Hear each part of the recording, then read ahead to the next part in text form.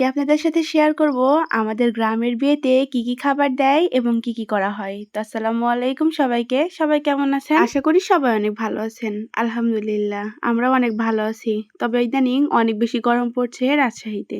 তো এই গরমে চলে গেছি দাওয়াত খেতে। আর বিয়ের দাওয়াত মানে কিন্তু শুধু মজার মজার খাবার আর আনন্দ, তাই না? কার কার বিয়ের দাওয়াত পেলে খুব ভালো লাগে কমেন্ট করে জানাতে ভুলবেন না কিন্তু। এদিন আমাদের গ্রামের একটা ভাইয়ার বিয়ে দাওয়াত পেয়েছিলাম আমরা। তো তাড়াহুড়ো করে দুপুরবেলা বাড়িতে কাজকাম সেরে গোসল করে রেডি হয়ে যায় দাওয়াত খেতে যাওয়ার জন্য। আর বিয়ের দাওয়াত পেলে কিন্তু খুব ভালো লাগে। আজকে ছিল বউ ভাত, মানে ছেলের বাসায় আমাদের দাওয়াত ছিল। তো রেডি হয়ে আমি এবং আপনাদের ভাইয়া চলে যাচ্ছিলাম দাওয়াত খেতে।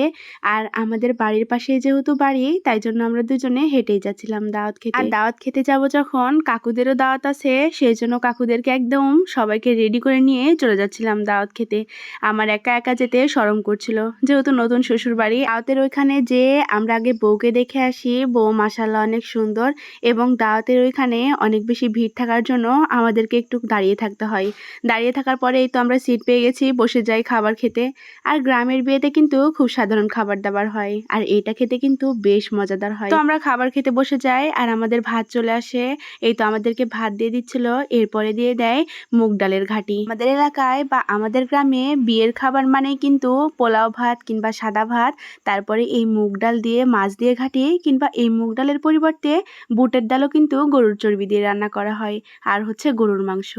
এই কয়টা খাবারই কিন্তু প্রধান খাবার হিসেবে থাকে। এর বাইরে যাদের বেশি সামর্থ্য আছে তারা কিন্তু আরো অনেক কিছু আইটেম করে। কথা বলতে বলতে এইদিকে আমি মুগ ডাল দিয়ে খাচ্ছিলাম। আর এই বিয়ে বাড়ির এই মুগ ডালটা আমার কিন্তু অনেক বেশি পছন্দের। আমার তো এই বিয়ের বাড়ির মুগ ডাল হলে মাংস আর লাগেই না। ডাল দিয়ে খেতে খেতে আমাদের সবাইকে গরুর মাংস দিয়ে যায়, তারপরে আমরা গরুর মাংস দিয়ে খাচ্ছিলাম।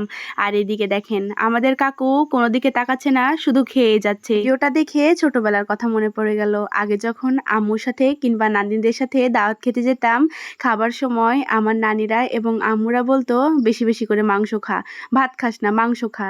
বিয়ের বাড়িতে এসেছিস, মাংস খাবি না, ভাত খাবি কেন?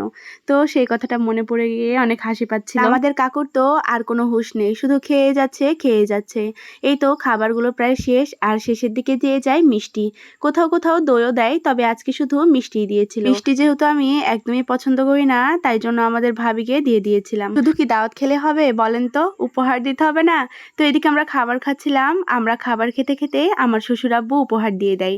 তো গ্রামের বিয়েতে কিন্তু এইভাবে টেবিল নিয়ে বসা হয় গিফট তোলার জন্য।